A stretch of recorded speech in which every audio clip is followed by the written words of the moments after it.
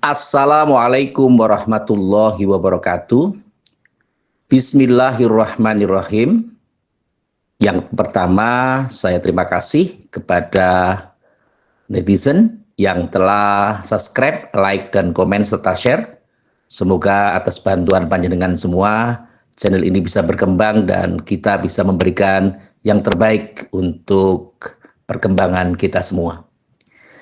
Kalau kita perhatikan bahwa Indonesia pada saat kemarin bisa berhasil memenangkan pertandingan melawan Myanmar dengan skor 1-0. Meskipun gol yang tercipta ini menjadi prediksi yang berbeda, apakah ini on goal atau gol bunuh diri atau golnya Asnawi Mangkualam Bahar.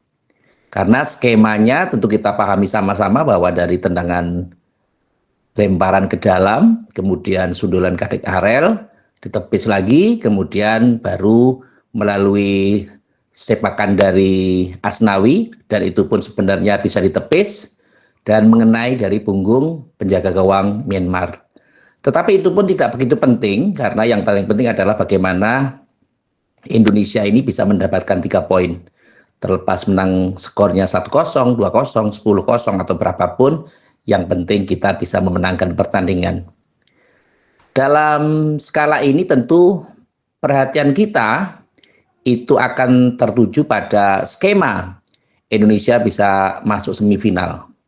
Proses ini sangat terbuka dan tentu saja ada beberapa hal yang perlu saya sampaikan, bahwa tanggal 12 kita tentu akan menjamu Laos yang tentu di Manahan, yang dilaksanakan pada jam 20 atau jam 8 malam waktu Indonesia bagian Barat di Stadion Manahan, Solo, Jawa Tengah.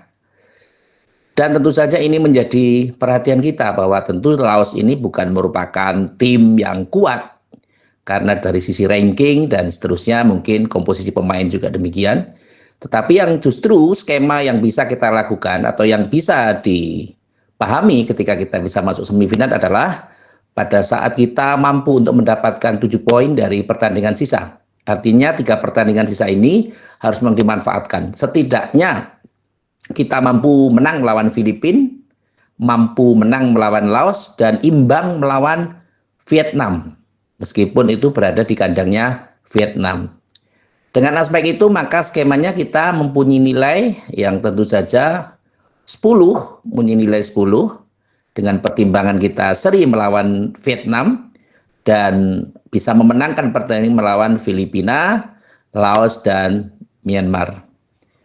Ini merupakan satu kondisi yang sangat mungkin terjadi karena kemarin pertandingan yang tentu kalau dipirsani di babak pertama atau diketahui di babak pertama ini pertandingannya mungkin tidak seperti tim nasional, tetapi ketika ada 4 pergantian pemain, Victor Benyamin Detan, kemudian Rafael Streit, kemudian ada kondisi Asnawi Mangkualam Bahar masuk sehingga bisa memberikan nuansa yang berbeda.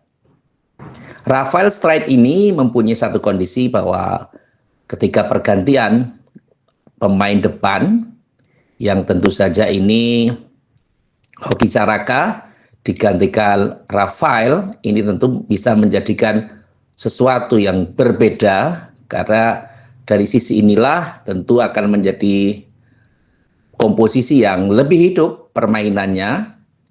Dan dengan kondisi ini maka tentu kita bisa mengetahui bahwa seorang Doni Tri Pamungkas, pemain Persija Jakarta, itu bisa mobile, bergerak sangat luar biasa. Bahkan kalau kita ketahui dari tim nasional senior, mungkin seperti Kelvin Verdong.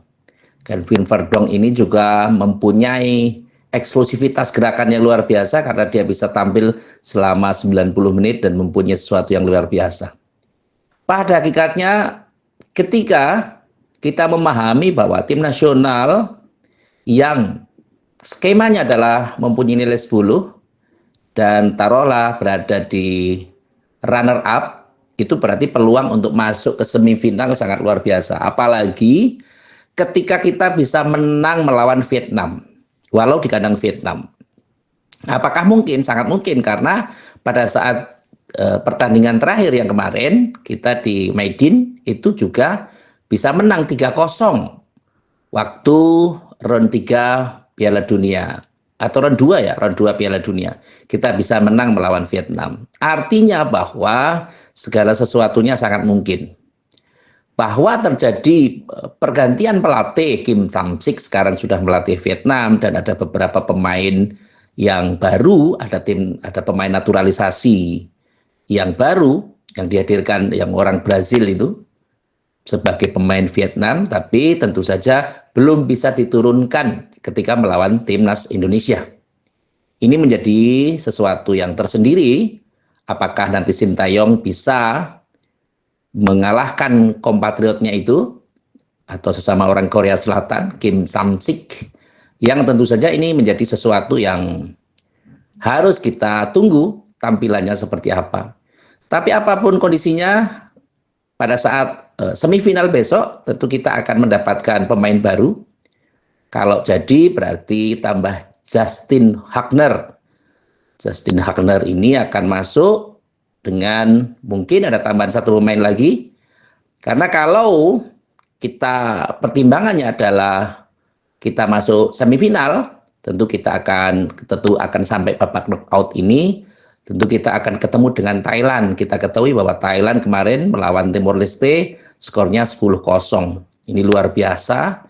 Walaupun musuhnya hanya Timor Leste, tapi tentu skor 10-0 ini merupakan sesuatu yang tidak bisa diremehkan begitu saja. Tapi secara hal ini, semoga Sintayong sudah mempunyai evaluasi tersendiri.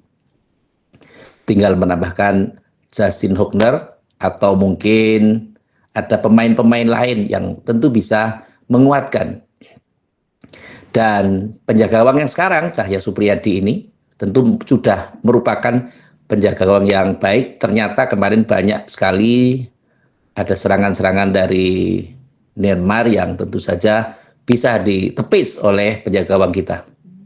Dan tentu saja ini menjadi perhatian sama-sama, bahwa mari kita doakan tim nasional kita agar ekspektasi dari penonton atau supporter tidak berlebihan. Tentu saja Sintayong menurunkan pemain timnas U22 ini tentu bisa dijadikan sebagai sarana untuk menajamkan atau bisa memperkuat chemistry dari antar pemain, karena besok kita ada SEA Games, ada ASEAN Games.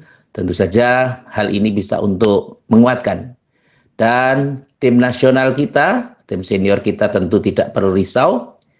Bersama itu juga nanti kita akan ditambah dengan Ole Roumanie di round ketiga. Kita akan bulan Maret mulai berjuang lagi, tapi setidaknya kita harus fokus di AFF ini, atau ASEAN Mitsubishi Cup yang sekarang sedang berlangsung.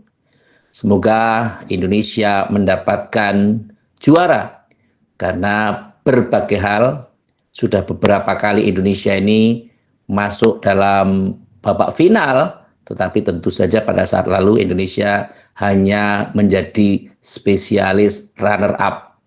Jadi kita belum pernah mendapatkan sama sekali juara AFF. Mudah-mudahan dengan digantinya menjadi ASEAN Cup ini, Indonesia akan membuktikan menjadi rajanya Asia Tenggara, dan tentu saja kita berharap kita bisa masuk Piala Dunia. Terima kasih kepada semua pihak yang telah membantu terselenggaranya acara ini, yang telah meluangkan waktu untuk menonton, meluangkan kuota dan yang lainnya, tenaga, dukungan, mungkin sudah share kepada yang lain. Semoga budi baik panjenengan mendapatkan balasan dari Allah Subhanahu wa Ta'ala dengan sesuatu yang lebih baik lagi dari waktu ke waktu. Sekali lagi terima kasih atas segala perhatian, dan mohon maaf atas segala kekurangan. Saya akhiri, wallahul muwafiq ila aqwamit thoriq. Wassalamualaikum warahmatullahi wabarakatuh.